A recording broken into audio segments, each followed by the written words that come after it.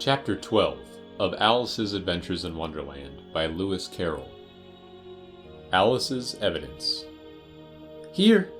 cried Alice, quite forgetting in the flurry of the moment how large she had grown in the last few minutes, and she jumped up in such a hurry that she tipped over the jury box with the edge of her skirt, upsetting all the jurymen onto the heads of the crowd below. And there they lay sprawling about, reminding her very much of a globe of goldfish she had accidentally upset the week before.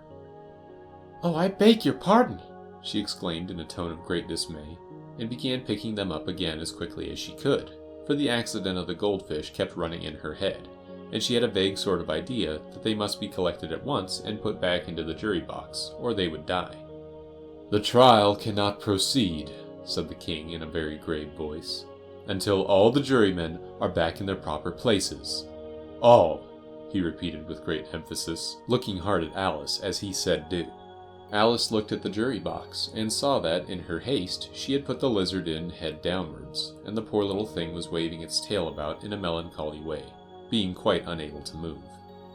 She soon got it out again, and put it right. "Not that it signifies much," she said to herself. "I should think it would be quite as much use in the trial, one way up as the other." As soon as the jury had a little recovered from the shock of being upset, and their slates and pencils had been found and handed back to them, they set to work very diligently to write out a history of the accident, all except the lizard, who seemed too much overcome to do anything but sit with its mouth open, gazing up into the roof of the court. "What do you know about this business?" the king said to Alice. "Nothing," said Alice. "Nothing whatever?" persisted the king. "Nothing whatever," said Alice. "That's very important," the king said, turning to the jury. They were just beginning to write this down on their slates when the White Rabbit interrupted. "Unimportant, your majesty means, of course," he said in a very respectful tone, but frowning and making faces at him as he spoke. "Unimportant, of course, I meant," the king hastily said, and went on to himself in an undertone. "Important, unimportant, unimportant, important," as if he were trying which word sounded best. Some of the jury wrote it down important, and some unimportant. Alice could see this as she was near enough to look over their slates. "But it doesn't matter a bit," she thought to herself. At this moment the king, who had been for some time busily writing in his notebook, cackled out, "Silence!" and read out from his book. "Rule 42. All persons more than a mile high to leave the court." Everybody looked at Alice. "I'm not a mile high," said Alice. "You are," said the king. "Nearly 2 miles high," added the queen. "Well, I shan't go at any rate," said Alice. "Besides, that's not a regular rule. You invented it just now." "It's the oldest rule in the book," said the king. "Then it ought to be number 1, said Alice. The king turned pale and shut his notebook hastily. "Consider your verdict," he said to the jury in a low, trembling voice. "There's more evidence to come yet, please your majesty," said the White Rabbit, jumping up in a great hurry. "This paper has just been picked up." "What's in it?" said the queen.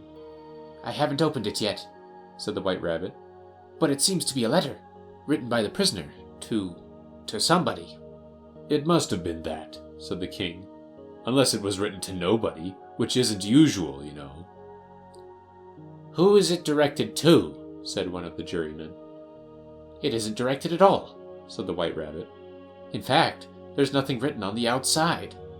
He unfolded the paper as he spoke, and added, "It isn't a letter after all. It's a set of verses." "Are they in the prisoner's handwriting?" asked another of the jurymen. "No, they're not," said the White Rabbit. "And that's the queerest thing about it."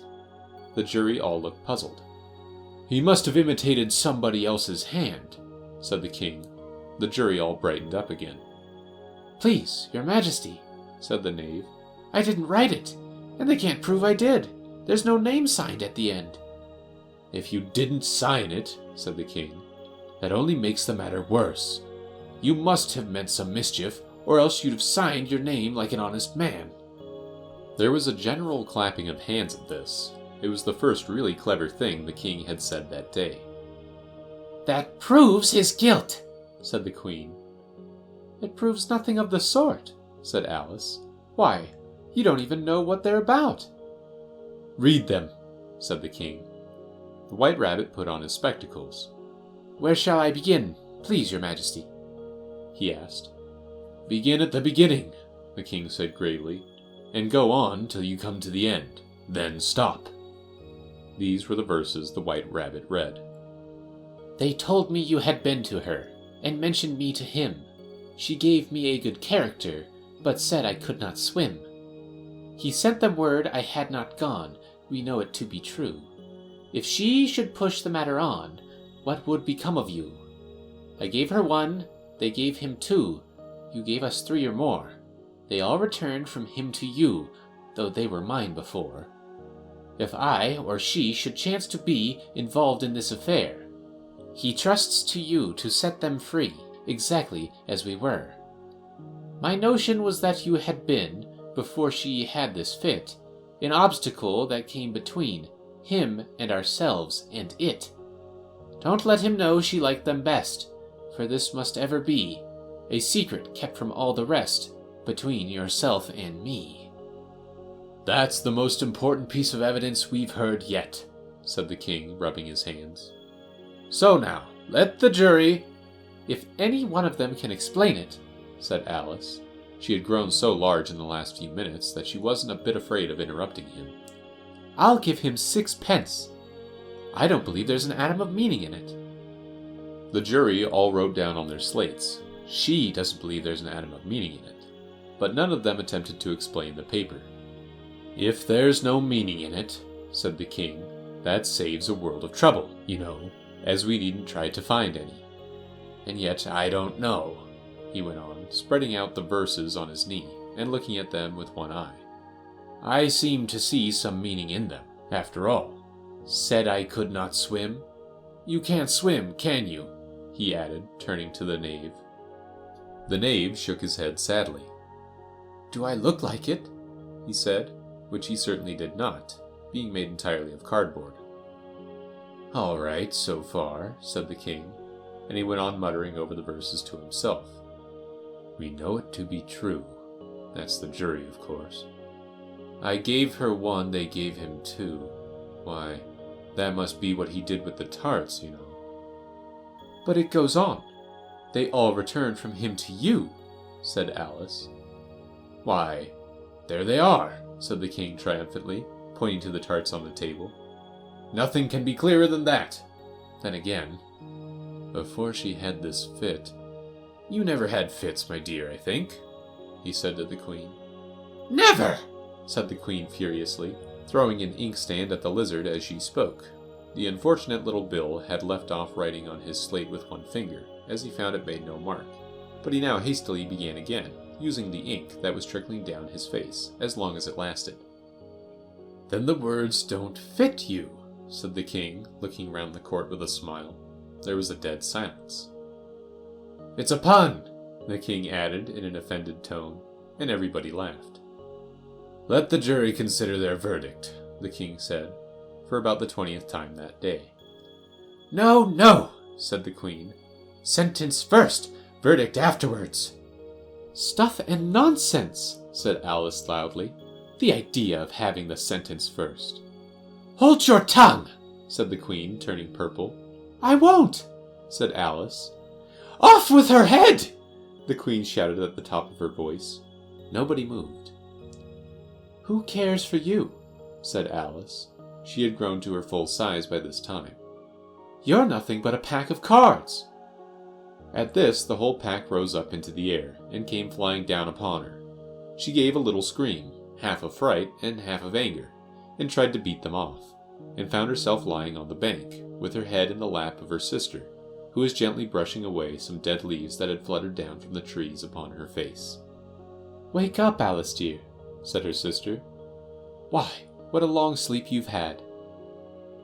Oh, I've had such a curious dream, said Alice, and she told her sister, as well as she could remember them, all these strange adventures of hers that you have just been reading about. And when she had finished, her sister kissed her and said, It was a curious dream, dear, certainly. But now run in to your tea. It's getting late.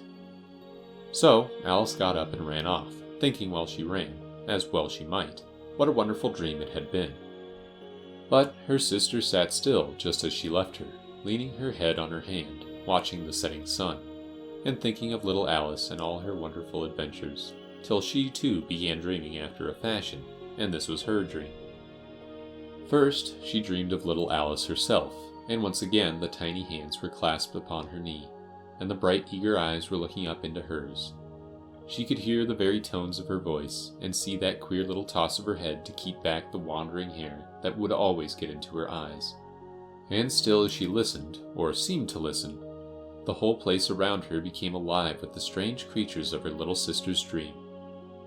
The long grass rustled at her feet as the white rabbit hurried by. The frightened mouse splashed his way through the neighboring pool. She could hear the rattle of the teacups as the March Hare and his friends shared their never-ending meal, and the shrill voice of the Queen ordering off her unfortunate guests to execution. Once more the pig baby was sneezing on the Duchess's knee, while plates and dishes crashed around it.